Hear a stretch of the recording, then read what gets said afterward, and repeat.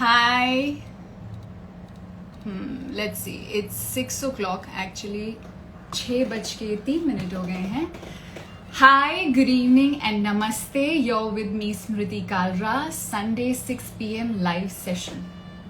हर हफ्ते हम कोई टॉपिक के बारे में बात करते हैं जो आप सिलेक्ट करते हो. So, how are you defined in society?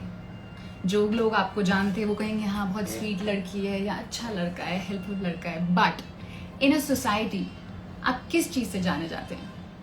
Your career, जो आप काम करते हैं. So the career defines you. अब करियर कौन सा चूज करें? कहा जाता है ना कि काम वो करो जो काम जैसा ना लगे, जिसमें मजा आए, कि आप जब सुबह उठें आपको ये ना लगे कि ओ माय गॉड मुझे फिर काम पे जाना है. समथिंग दैट आपको लगे I am so charged up, you know I am going to have so much fun, काम बहुत बढ़िया होने वाला है. तो ऐसा काम हम कैसे चूज करें?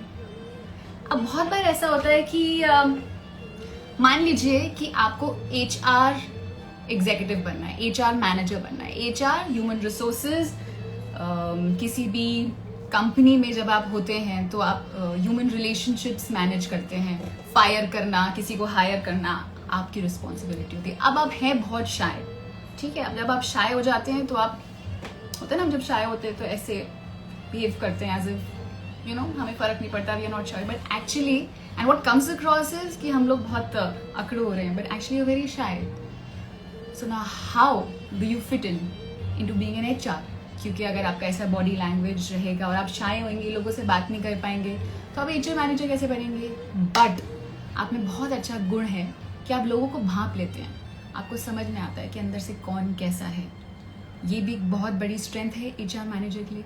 तो आपका स्ट्रेंथ भी है, आपकी वीकनेस भी है. आपको HR में जाना है. अब आप क्या करें? आपको वे करना पड़ेगा, या आपकी जो ये स्ट्रेंथ और आपकी जो ये वीकनेस है ये किसी और जॉब में, किसी और करियर में आप लगा सकते हो. तो do you have the personality, do you have the aptitude, do you have the attitude? आप रिलेशनशिप्स कैसे मैनेज करते हो? All this helps you to decide कि आपका करियर कैसा होगा. करियर काउंसलिंग आज हमारा टॉपिक है. करियर काउंसलिंग का मतलब क्या हुआ? As simple as that. Career, जो आपका करियर, जो आप काम करते हैं. काउंसलिंग मतलब कोई आपको काउंसिल करे, बताए, प्रोफेशनल बताए कि ये सही है, ये सही नहीं है, आप ये कर सकते हो. तो आज आ टॉपिक इस करियर काउंसलिंग जो आपने चूज किया है. एंड मेरे साथ होने वाली है Ritu. Ritu is a professional career counsellor. So let us see. अगर ऋतु ने मुझे फ्रेंड रिक्वेस्ट भेजी है, आई होप ऋतु ने भेजी हो. यस. अच्छे प्रोफेशनल बिल्कुल बैंग ऑन टाइम काम करते हैं. सो ऋतु ने मुझे फ्रेंड रिक्वेस्ट भेजी है एंड हम उनसे चैटअप करेंगे. Hi Ritu. Hi. I hi can't Smriti. See you. अब मेरे को दुकान. ब्लैंक वॉल दिख रही है, अभी मुझे कर्टन्स दिख रहे हैं, अभी मुझे बेड All दिख रहा right. है, और अब मुझे ऋतु दिख रही है. हाय ऋतु, Yeah, thank good you so evening. much. Good evening. Good evening. Thank you so Thank you much. so much. अब ऋतु कौन है, क्या है? Let's hear it. ऋतु, आप अपना थोड़ा इंट्रोडक्शन दोगे please? Of course. Thank you Smriti. Thank you for this opportunity. मुझे आपने कॉल किया और मुझे बुलाया, मुझे अच्छा लगा.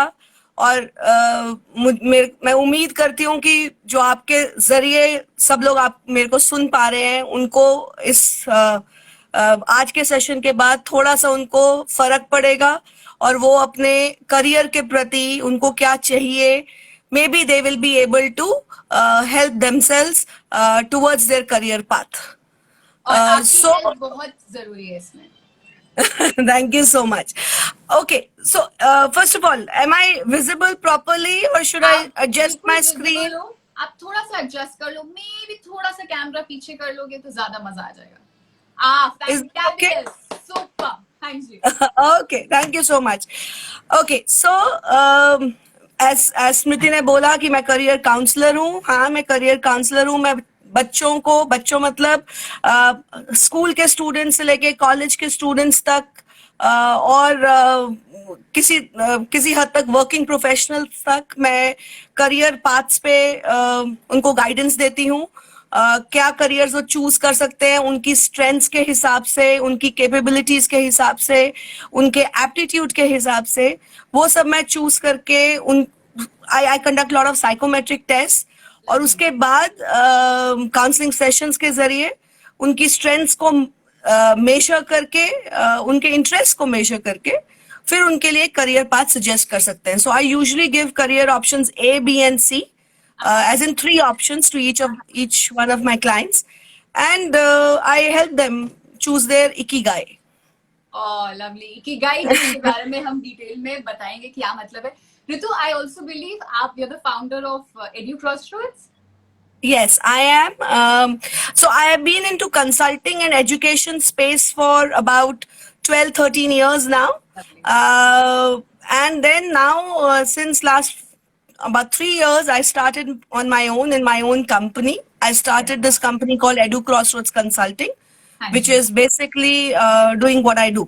So I'm a, yeah.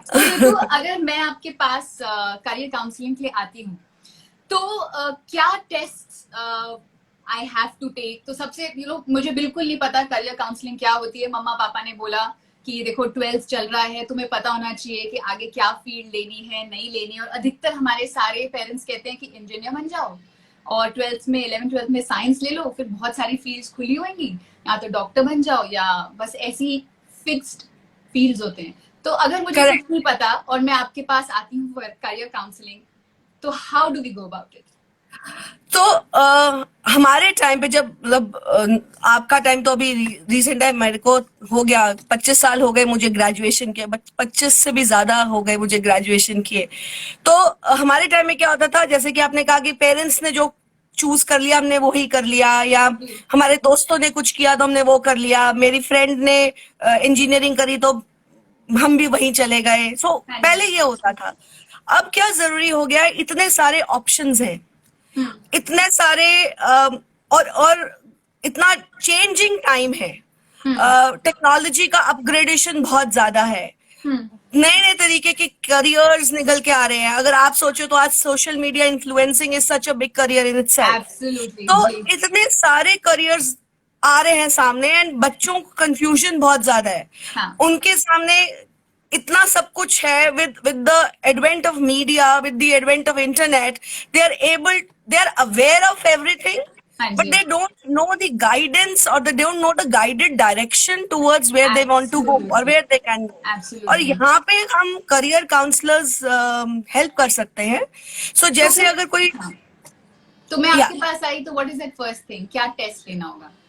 तो अगर आप मेरे पास आओगे तो पहले तो मैं आपसे आधा घंटा बात करूंगी, आधा पौना घंटा, 1 hour. I will talk to you and I'll try to understand from you what are your interests, what are your skills.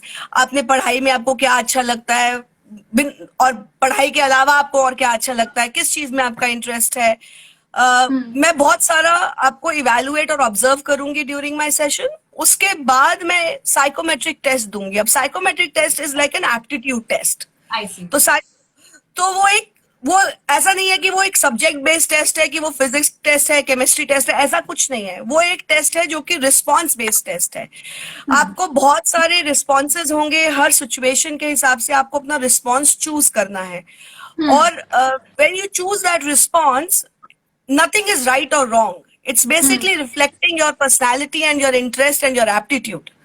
और उसके बेसिस पे रिपोर्ट्स जनरेट होती हैं, एंड वी देन so मैं अपने ऑब्जर्वेशन जो मैंने आपके लिए लिया है और जो रिपोर्ट आपकी आई है, then I combine the two and then I give you my advice or the guidance. Aptitude का मतलब क्या होता है? एटीट्यूड का मतलब क्या होता है?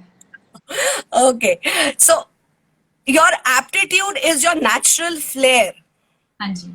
Towards certain things. जी. जो आप में inherent है, innate आपका उस तरफ झुकाव है. It's different from interest. आपका किसी चीज में एप्टीट्यूड हो सकता है, लेकिन हो सकता है आपको उसमें इंटरेस्ट नहीं हो. सो फॉर एग्जाम्पल, अगर मैं मैथ्स में बहुत अच्छी हूँ, मुझे उसका एप्टीट्यूड है, मुझे मैथ्स समझ में आता है, बट हो सकता है मुझे मैथ्स में इंटरेस्ट ना हो. So I am skilled at math but I am not interested in math. So So that is the difference between that is the difference between aptitude and interest. Aptitude is your natural inclination or natural flair for certain things. You will be good at it, but you might not be interested in it. Interested. And attitude? Attitude is your approach towards life, your way to live, your way हाँ, to success, your way to understanding things, your alright, philosophy of life. So अगर alright. आपका right attitude है तो आप अपने aptitude को और अपनी likeness को, interest को, सबको club करके you can become a successful and happy professional. तो ये सब कंबाइन करके that is what psychometric test is. Yes, so psychometric test aptitudes भी मेजर करेगा, इंटरेस्ट भी मेजर करेगा, आपके मोटिवेटर्स क्या हैं, आपकी पर्सनालिटी ट्रेट्स क्या हैं, उन सबको मेजर करके जो बेस्ट करियर पाथ्स होते हैं वो आपके सामने लाएंगे. Brilliant, so brilliant. Do that. All right. So Ritu, I was swarmed with questions, literally swarmed with questions. इतने सारे लोग, इतने especially students and youngsters confused हैं, and इस pandemic में बहुत सारे लोगों ने break भी ले लिया है, you know, Correct. gap year आ गया है. So उसके लिए counseling, what do you think, क्या options available है? Gap year आ गया है, students are confused, lazy हो गए हैं, they don't know क्या होगा, you know, anything on that before I start asking the questions? So gap year को अगर हम ये मान के चलें कि क्रिटिकल एक क्रिटिकल ब्रेक आ गया है करियर में और ये हमारा 1 साल पीछे हो गया है and we are not able to productively use this year, then I think it's foolishness. Because अगर हमें ये 1 साल मिला है जो हमें लगता है कि this year is actually not a zero year. When it comes to, it's not a zero year. So many people have reignited their interests, reignited their passion. Reinvent किया, yes. This is the time जब आप अपने skills को you can upskill yourself. आप अपनी skills को पहचान सकते हैं, आप अपने skills को improve कर सकते हैं, आप कुछ additional courses कर सकते हैं, अपनी प्रोफाइल को बिल्ड कर सकते हैं. अभी इस टाइम पे अगर मैं ये कहूँ कि वर्क एक्सपीरियंस ले लीजिए या इंटर्नशिप्स कर लीजिए, शायद वो ऑप्शंस नहीं है because everything is under the lockdown. But घर बैठे हुए भी आप इतना कुछ अपने आप को इतना डेवलप कर सकते हैं, आप अपनी प्रोफाइल को बिल्ड कर सकते हैं कि आप जब नेक्स्ट ईयर जाएंगे अपने कॉलेज में या यूनिवर्सिटी में, you would be able to utilize all of that you have done this year. You will be able to capitalize on it. Absolutely. मैंने ये क्वेश्चन इसीलिए पूछा बिकॉज इतने सारे मैसेजेस आते हैं दैट मैम मेरा टाइम वेस्ट हो गया, 2020 इतना खराब है. तो मैंने सोचा अगर एक करियर काउंसलर ये बात बोले तो शायद से ज्यादा लोग सुने और वजनदार हो बात and they believe in it.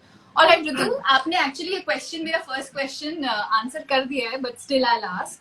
सो जो फर्स्ट क्वेश्चन है बहुत ही इंटरेस्टिंग है जो आया है, which said that when picking up a career, is it about picking what you're skilled at or picking what you always wanted to do? कि आपका जिसमें स्किल है अच्छा वो करियर ले या जो आपका मन रहा है. तो ऐसे डिलेमा में क्या करें? आइडियली हमें career there are 4 factors to look into or select a career. और ये 4 फैक्टर्स बहुत ज्यादा जरूरी होते हैं.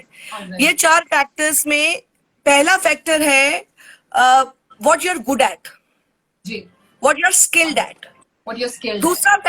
दूसरा फैक्टर है what you love doing, what you like doing. तीसरा फैक्टर है what you can be paid for. और चौथा फैक्टर है what is in demand and world needs.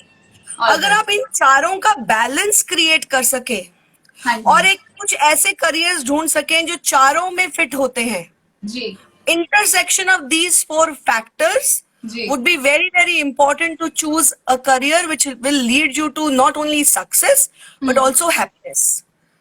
Because वो भी बहुत जरूरी है कि काम नहीं लगना. of course काम नहीं लगना चाहिए ना. आप स्मृति, आपको आपका काम लगता है? Absolutely not. Absolutely not. Yes, मेरे को भी अपना काम नहीं लगता. ये मेरा पैशन लगता है मुझे. बट हाँ, ये डिमांड में भी है और Yes. थोड़े बहुत पैसे भी मिल जाते हैं तो काम चल जाता है. अच्छा ऋतु,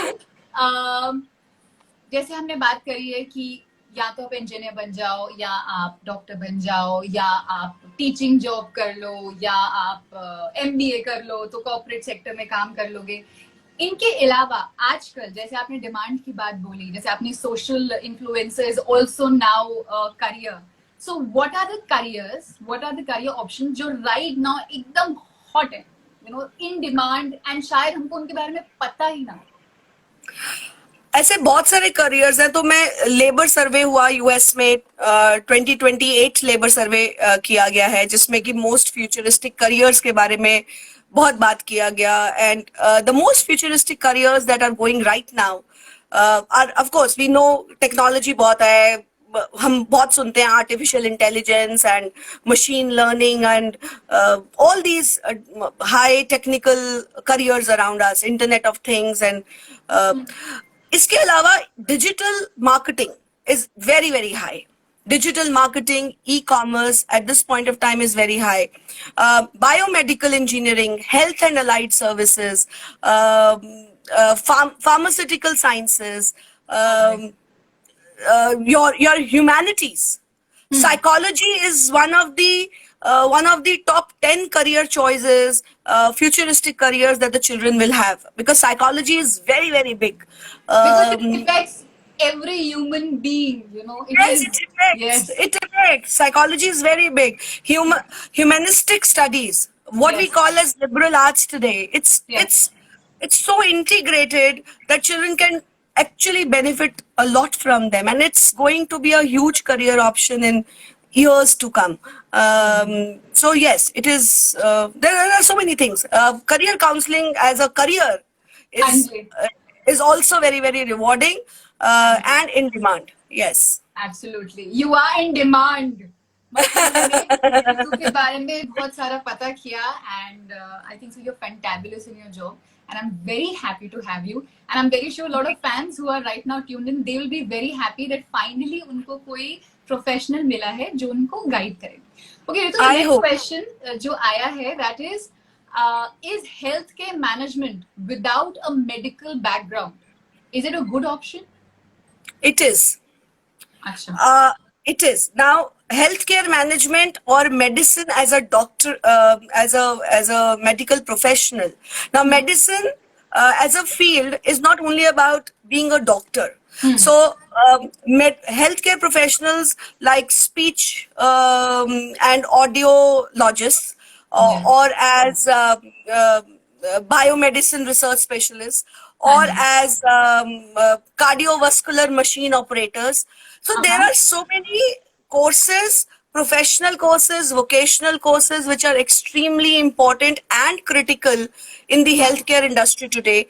And if you really want to get into healthcare industry but don't want to be a doctor, yes, there are other fields which can be done without taking the NEET entrance exam too.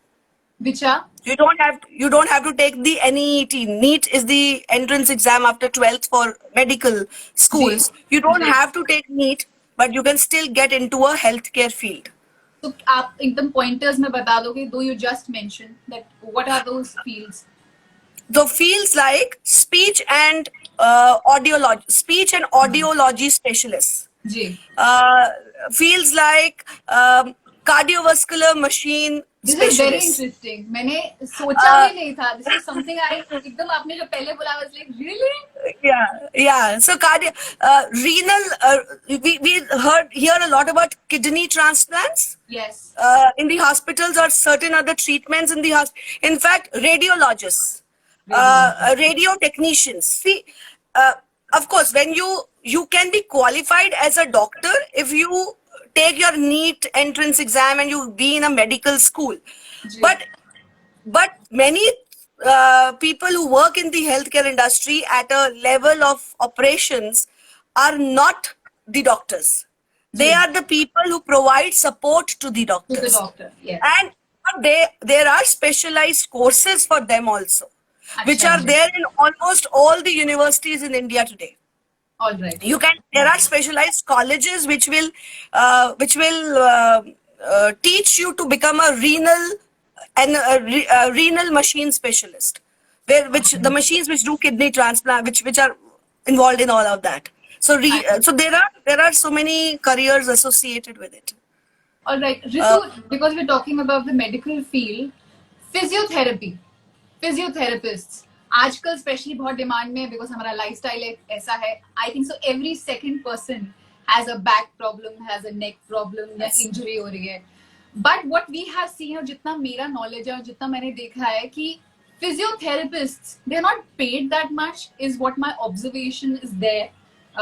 अभी शायद से the trend is changing. So usually whatever conversations मेरी जो physiotherapist से हुई, उन्होंने ये बोला है कि जो दर्जा और जो रिस्पेक्ट फिजियोथेरेपिस्ट को अब्रॉड मिलती है वो इंडिया में नहीं मिलती है.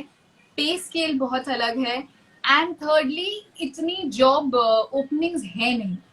What do you have to say to that? कहीं हद तक ये बात सही है कि जो फिजियोथेरेपिस्ट का पे स्ट्रक्चर है या जो रिस्पेक्ट फैक्टर है वो ओवरसीज में ज्यादा है. बिकॉज यहाँ हमें लगता है physiotherapy is a support function rather than a orthopedic doctor. अगर हमें अगर हड्डी का प्रॉब्लम है, हमें लगता है तो हम ऑर्थोपेडिक डॉक्टर के पास जाएंगे, उससे थोड़ा सा एडवाइस लेंगे और अपनी दवाई का आगे हम चलाएंगे. We as a country we have to still go there, and for us wellness is just about taking medicines and going to the gym. We don't, so it's similar to psychology, where we don't pay attention to emotional and mental wellness. Similarly, for us, physical wellness is important, but उसके लिए हम physiologist के पास कम जाएंगे और अपना इलाज थोड़ा सा अपने आप से ज्यादा कर लेते हैं. यहाँ ज्यादा से लगा गया तो हम हड्डियों के डॉक्टर के पास चले जाएंगे. हमारी पीठ में दर्द हो रही है, स्पाइन में लग रहा है कोई दर्द है, तो हम ऑर्थोपेडिक डॉक्टर के पास जाएंगे. He will advise you to physiologist, but then yes there is a difference. You will जो स्टूडेंट्स हैं फिजियोथेरेपी जो फील्ड है, it is budding right now and they should pursue it if they like the human body and how it functions and all of that. They should. Why? I'll tell you, because the trends are changing. It's now much more.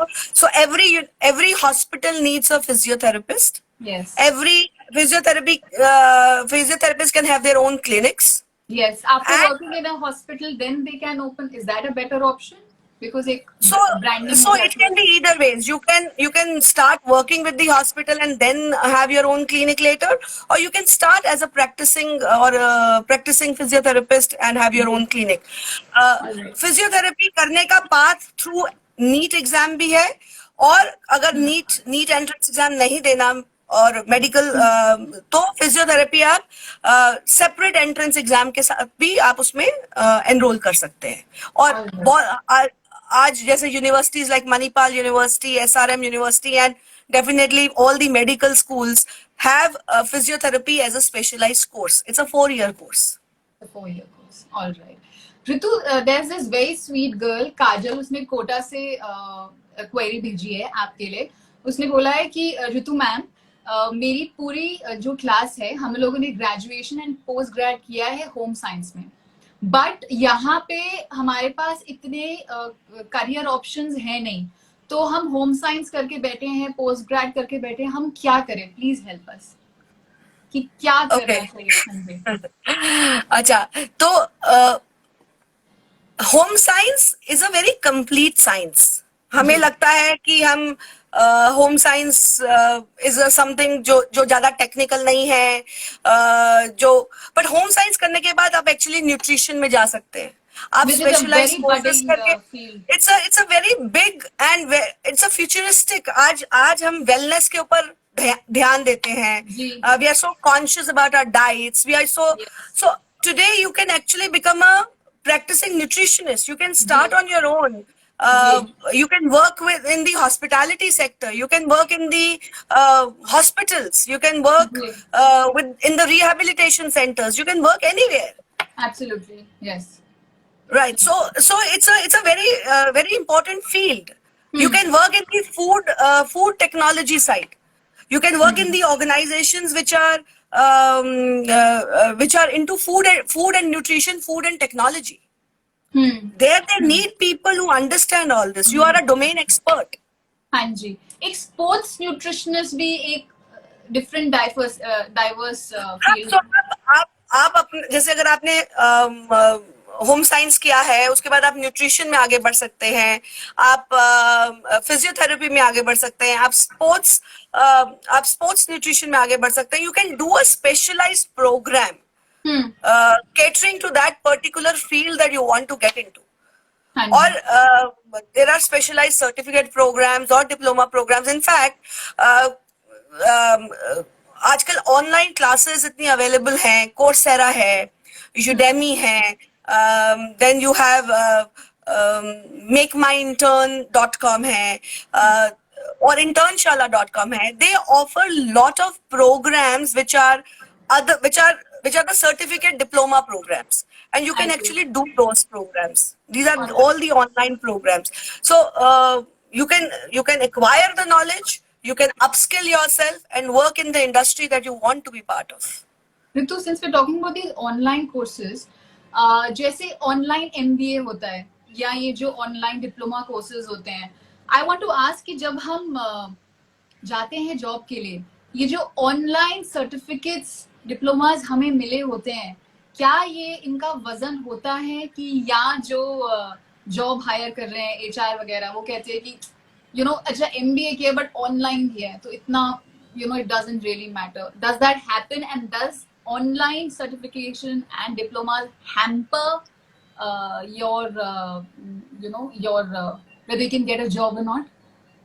Okay, so let me put it this way. I was on the other side of the table when I was hiring for VPs and CXOs also.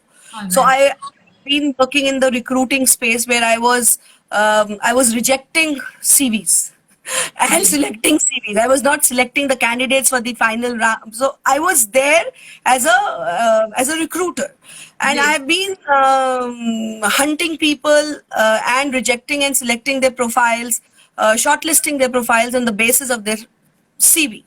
Now, Yes. what happens is online programs are good, ji. but not as your majors, not as your only degree. जी.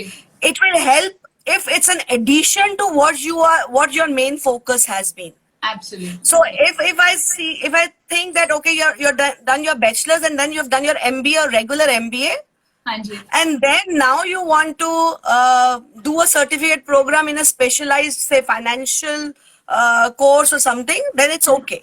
हाँ But ji. if you want to do an online MBA, online MBAs or executive MBAs work if you are a working professional and have years of work experience and you don't want to leave your job, हाँ जी. but you want to step up to the management level, हाँ जी. then it's okay.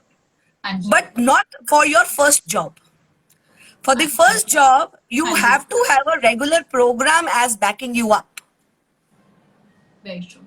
So this was a question which a lot of students asked, and I also personally feel कि online में I also want to pursue something जो मैं आपसे बाद में पूछूंगी.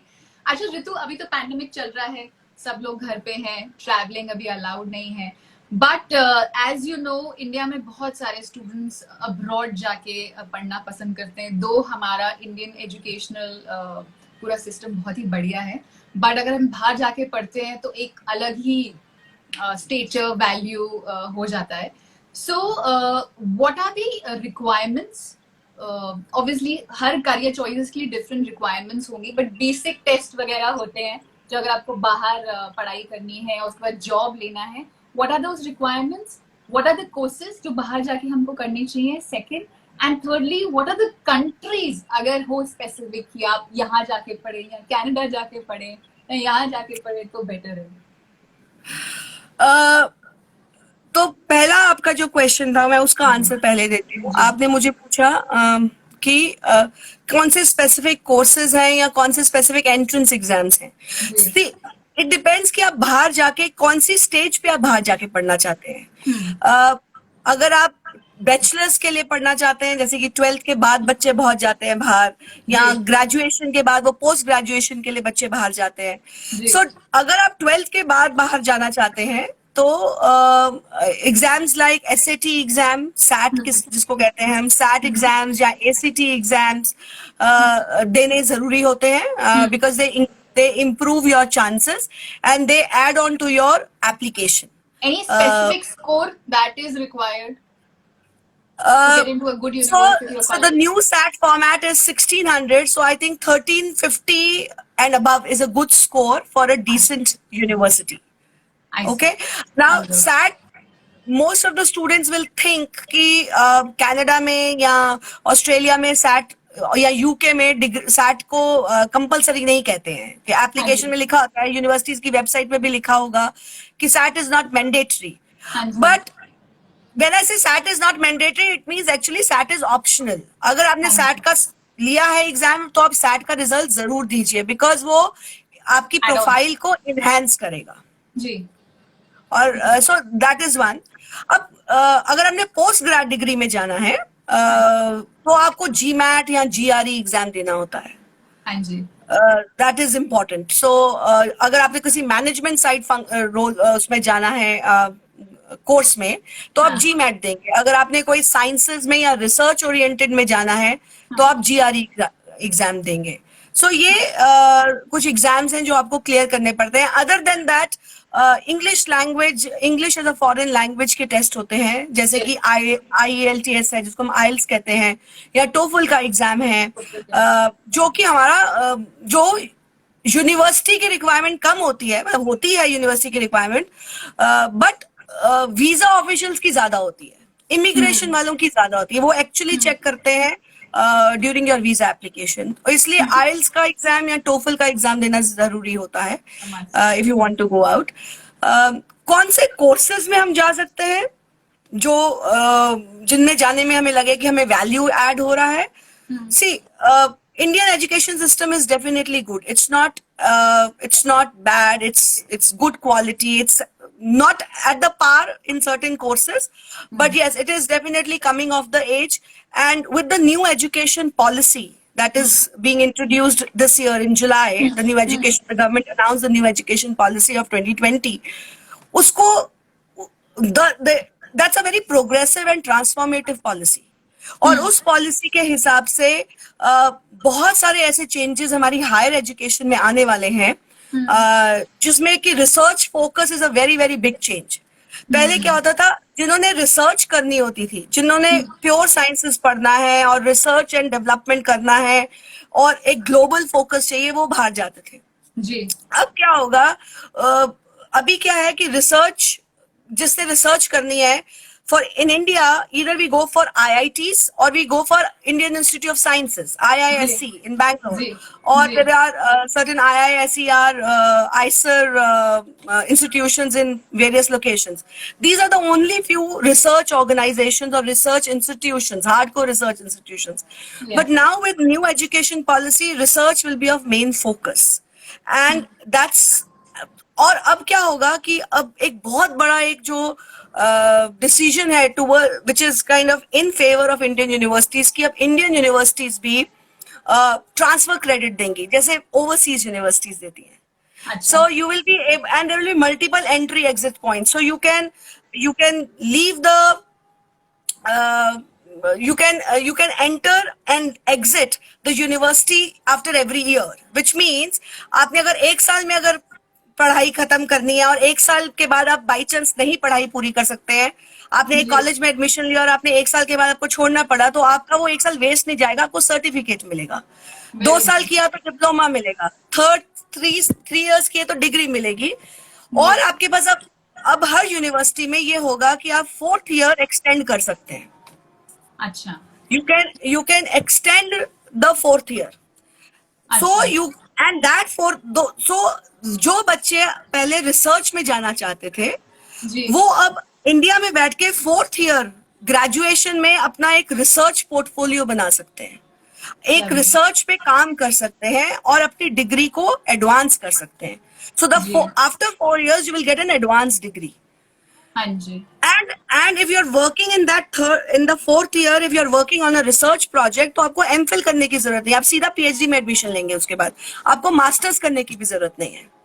अच्छा जी, वेरी गुड. सो पहले क्या होता था, जो लोग PhD करना चाहते थे वो बाहर जाते थे, अब हाँ. वो इंडिया में बहुत सारी यूनिवर्सिटीज में अवेलेबल होने वाला है, so which is a very good thing.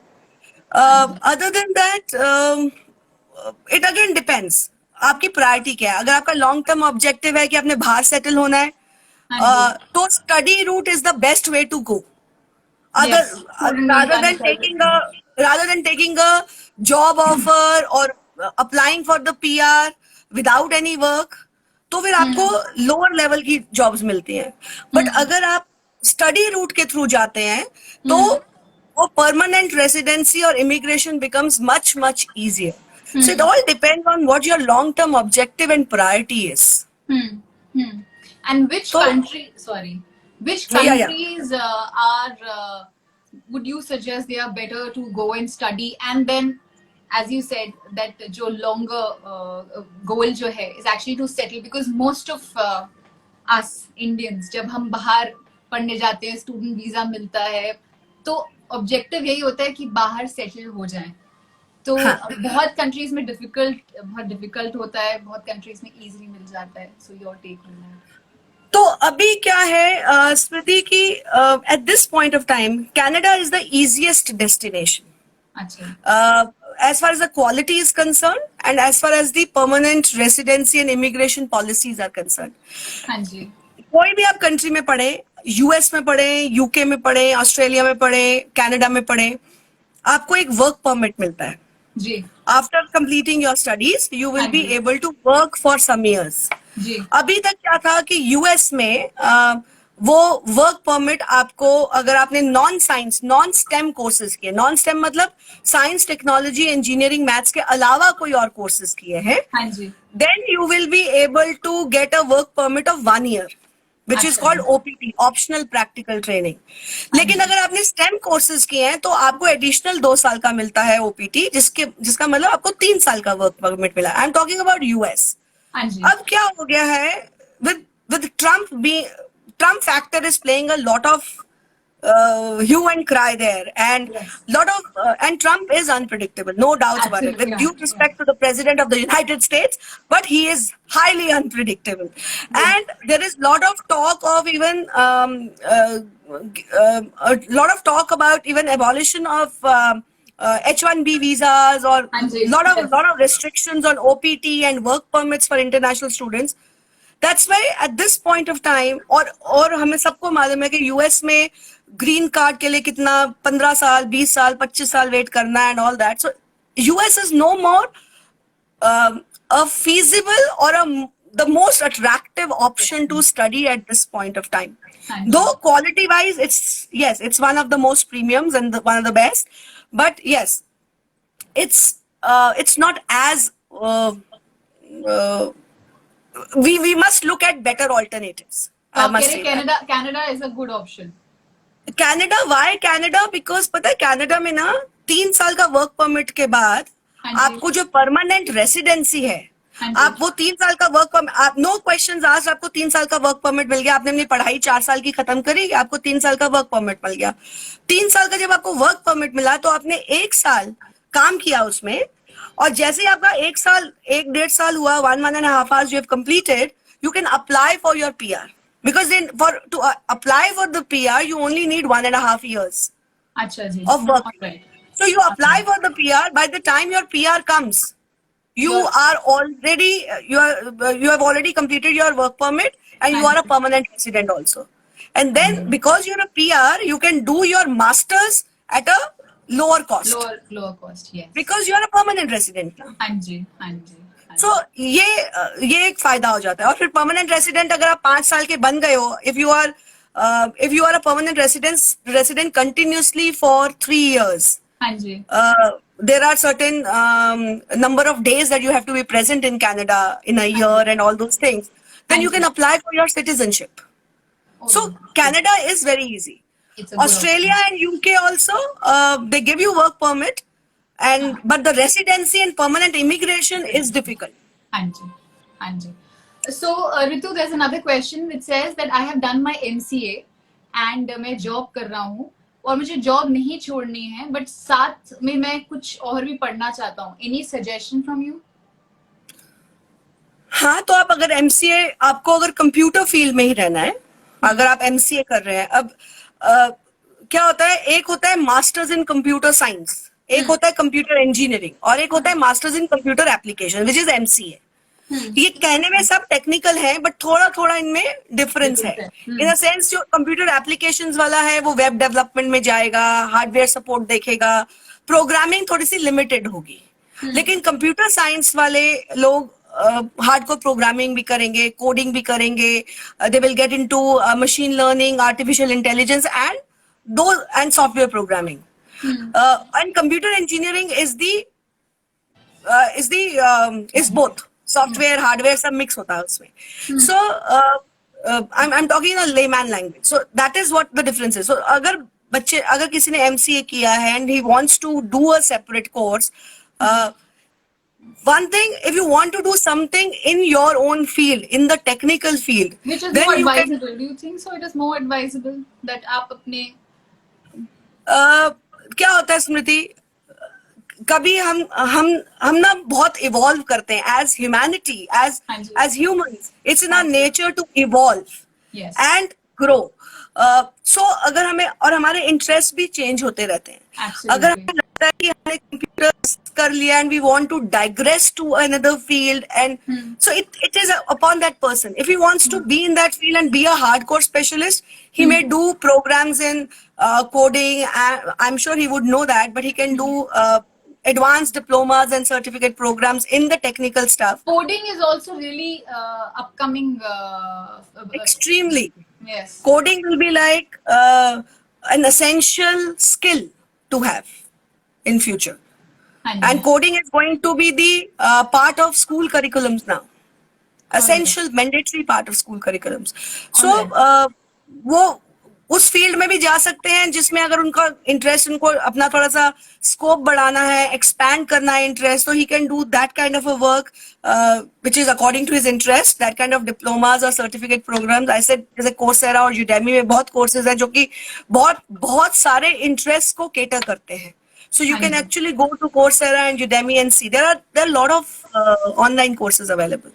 All right. Ritu, someone asks that I'm giving final exams of graduation and I'm quite interested in state public service commission these days.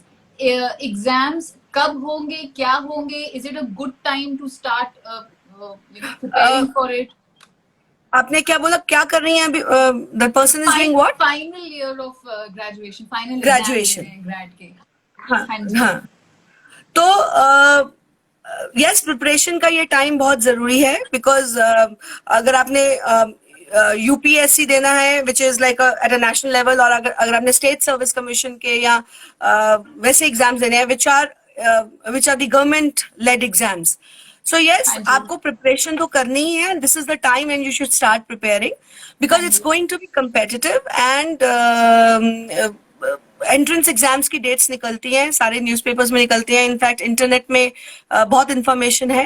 So but preparation जरूरी है, because it's and they also have a category, so they have different levels of exams. So level 1 would be your general exam, level 2 will be subject related exam. So there are couple of levels that you have to clear, and then there will be group discussions and interviews. So it needs a lot of preparation, and I think the time has come for you to prepare. All right. अगर किसी ने bachelor's की हुई है psychology में and then economics में, so what is the career? This is the best combination. Oh, and I love this combination. बहुत बच्चे हैं, because psychology और economics are two fields which are part of humanities. Because schools में अगर arts और humanities का ऐसे subject stream है या colleges में है, तो economics और psychology दोनों को humanities में माना जाता है, लेकिन economics को थोड़ा सा finance और commerce में भी माना जाता है. Yeah. But the best part is that you can combine these two wonderful fields, and let's understand कहाँ पे ये psychology और economics का combination कहाँ चल सकता है. We can do so much market consumer analytics with psychology and economics put together. Yes. Analytics is one of the biggest fields in future. Analytics, whether it's data analytics or market analytics or consumer analytics, it's one of the biggest fields. Yeah. So you can combine economics and psychology in mapping the consumer behaviors. Yes. And then doing analytics around it. Yes. So, consumer and market research, research analytics, consumer behavior analytics. These are the few fields that you can actually be when you are combining psychology and economics. Plus, psychology as a field is relevant to every industry today. Yes. Even the corporates hire psychologists. Yes.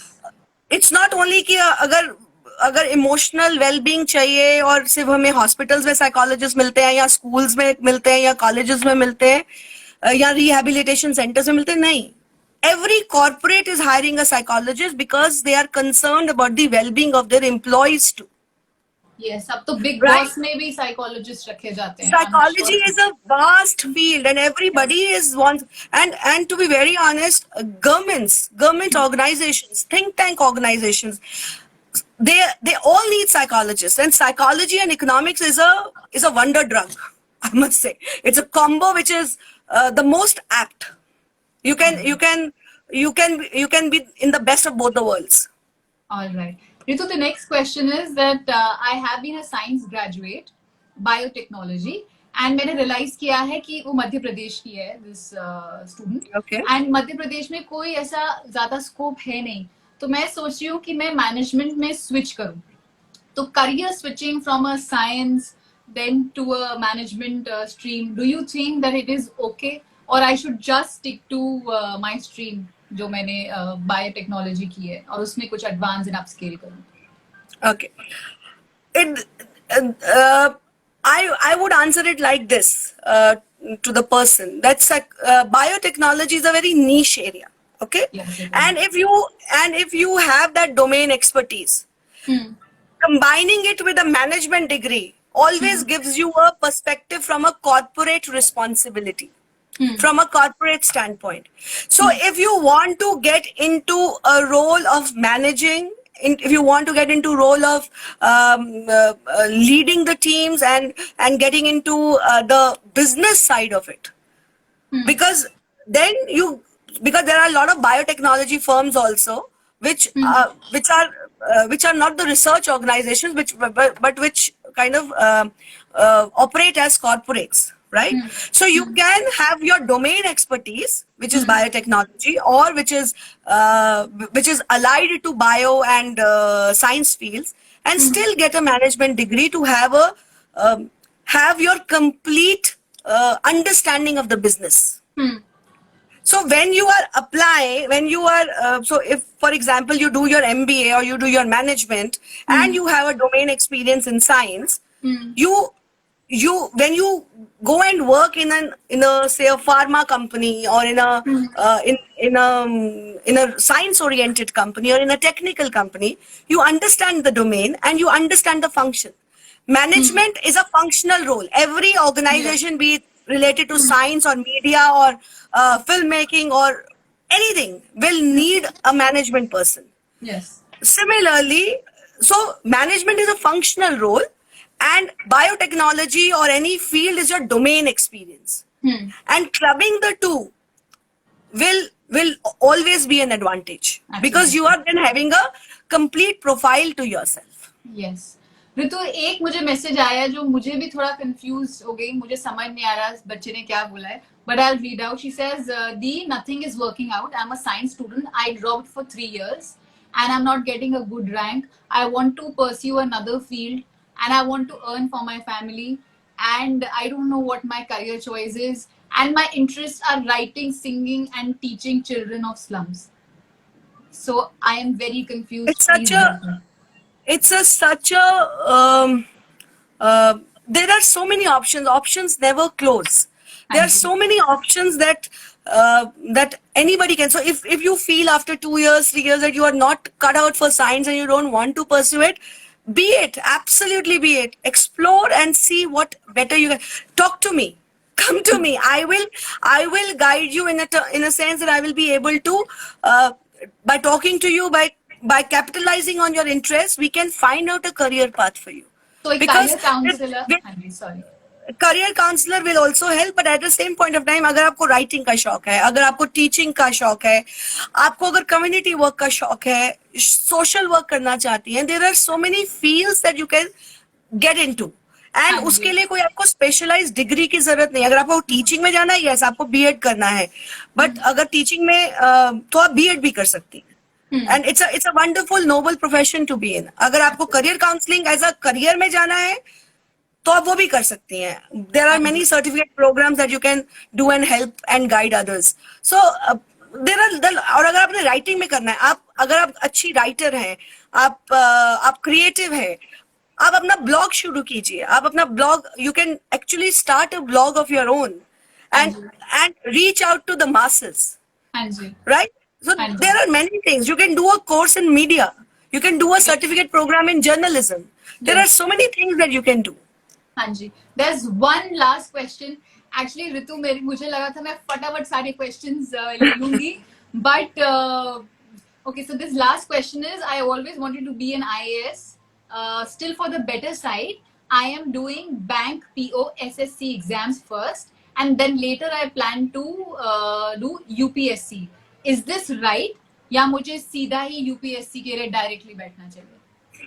UPSC का एक age limit है, right? तो आप कुछ भी करके आपको graduate होना जरूरी है, उसके बाद आप यूपीएससी का एग्जाम उस एज तक आप ले सकते हैं। I think the age is 28, I think. जब तक आप 28 है या शायद 30 है, I have to check that. तो आप यूपीएससी का एग्जाम एक एज तक ले सकते हैं। तो अगर आपको पहले बैंक का पीओ का एग्जाम देना है और उसके बाद यूपीएससी का लेना है, आप डेफिनेटली कर सकते हैं। कोई उस आपका जो मिनिमम क्राइटेरिया फॉर यूपीएससी है और जो बैंक पीओ है वो है ग्रेजुएशन। उसके बाद आप जितने एग्जाम्स लेना चाहें आप ले सकते हैं। Of course there is no stopping you. Sorry, just one last question. Now this child is really confused. उन्होंने बोला है कि मुझे ना कॉमर्स लेना पड़ा क्योंकि मेरे 12th में कोई आर्ट का था ही नहीं, बट मुझे ज्योग्राफी में बहुत इंटरेस्ट है। मैम मैं क्या करूं? तो बहुत फील्ड्स हैं ज्योग्राफी में जाने के लिए। आप एनवायरमेंटल साइंसेस पढ़ सकते हैं। I think so. Is that an upcoming field? It's amazing. It's in fact वो मैं futuristic careers में बोलना भूल गई। Green energy and environment is one of the top 5 हाँ जी, futuristic careers. So आप environmental sciences कर सकते हैं, आप environmental studies में जा सकते हैं, आप geography, और अगर आपको computers में थोड़ा सा interest है तो आप geography और information technology को mix करके there is something called GIS, Geographical Information Systems. आप उसके certificate programs कर सकते हैं. There are so many things that you can do around geography. So there are a lot of things. अच्छा एक last, sorry मैं पूछ रही हूँ। कर लो। I'm so happy to be talking to you and helping all of them. I hope they are getting some information, they are getting some guidance and help. I hope that आपको पता ही नहीं है कि आप कितना हेल्प कर रहे हो। So Ritu is the founder of Edu Crossroads. ये सेशन मैं सेव करूंगी, पर आपके बहुत सारे अगर क्वेश्चंस हैं आप प्लीज रितु को कांटेक्ट करो, गूगल में जाओ, आपको रितु की सारी इंफॉर्मेशन मिल जाएगी। या आपका इंस्टा हैंडल क्या है रितु? वासन ऋतु, WASONRITU। WASONRITU इनका इंस्टा हैंडल है। आप वहां जाके इनको डीएम कर सकते हैं, मतलब डायरेक्ट मैसेज कर सकते हैं, उनसे पूछ सकते हैं। Just one last question. So एक अभिजीत करके एक लड़का, उसने बोला कि मैम मुझे ना गाने का बहुत शौक है और मैं डीजेइंग करना चाहता हूँ। आपको लगता है कि डीजेइंग मुझे पैसे पे करेगा और इंडिया में चलेगा? क्योंकि अब्रॉड तो DJing is like very cool, but ma'am क्या मैं करूँ कि मैं नहीं करूँ?